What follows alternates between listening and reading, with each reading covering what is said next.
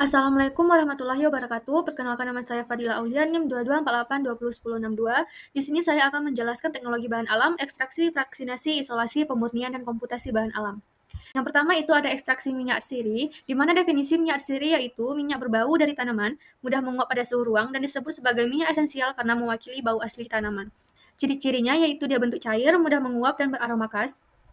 Terdiri dari banyak senyawa, sebagian tidak tahan panas.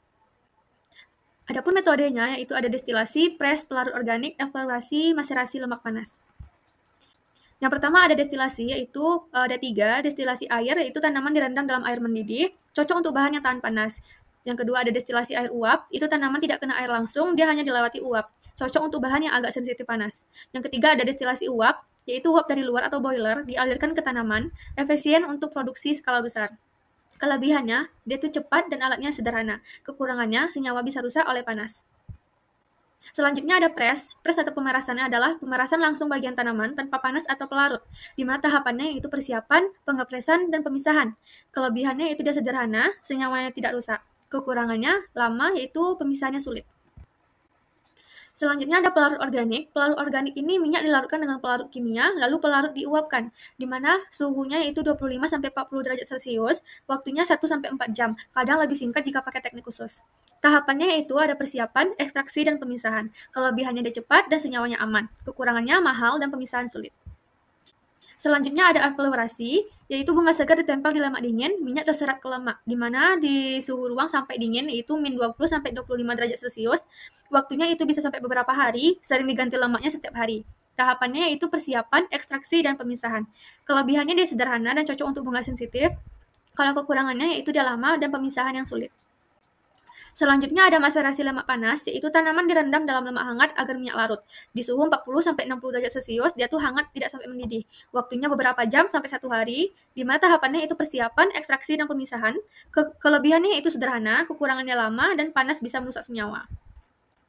Selanjutnya itu ada vaksinasi dan isolasi, di mana definisi vaksinasi itu adalah proses pemisahan ekstrak menjadi beberapa bagian berdasarkan sifat kimia senyawanya, misalnya polaritas. Tujuannya untuk mempermudah identifikasi dan isolasi senyawa aktif. Yang kedua itu ada tujuan vaksinasi, yaitu menemukan fraksi yang memiliki aktivitas biologis atau fraksi aktif. Yang kedua itu mengisolasi satu senyawa metabolis sekunder tunggal dari campuran.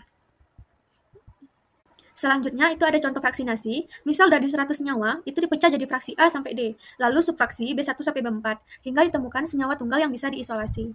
Selanjutnya ada metode vaksinasi, ada beberapa metode umum, yang pertama ada ekstraksi cair-cair, yang kedua ada kromatografi, yaitu lapis tipis, kolom, FLC, SPE, dan SEC. Selanjutnya itu ada ekstraksi cair-cair, di mana prinsipnya yaitu memisahkan senyawa berdasarkan polaritas dengan dua pelarut tak bercampur. Kelatan senyawa dipengaruhi oleh polaritas, kalau non-polar itu lemak terpen, kalau semi-polar itu flavonoid agrikonet alkaloid, kalau polar itu diglukosida dan alkaloid kuartenar. Selanjutnya ada kromatografi, yaitu pisahkan berdasarkan perbedaan afinitas senyawa terhadap fase diam dan fase gerak, di mana prinsip dasarnya yaitu light dissolves light, senyawa larut dalam pelarut yang sejenis. Selanjutnya ada teknik pemisahan berdasarkan yang pertama ada partisi, yaitu fase cair-cair, yang kedua itu adsorpsi, fase padat, yang ketiga itu pertukaran ion, dan eksklusi atau afinitas. Selanjutnya itu ada KLT, itu kromatografi lapis tipis. KLT itu memisahkan senyawa berdasarkan perbedaan kepolaran, di mana fase diamnya itu silika gel, alumina atau padat, dan fase geraknya itu pelarut, yaitu cair. Digunakan untuk identifikasi, uji kemurnian, dan optimasi kondisi pemisahan. Selanjutnya ada prosedur KLT. Yang pertama yaitu penjenuhan kamber, yaitu 1 jam dalam suhu 25 derajat Celcius. Selanjutnya ada penyiapan dan penotalan sampel, lalu lakukan proses elusi, yaitu fase gerak naik, dan pengeringan dan visualisasi bercak.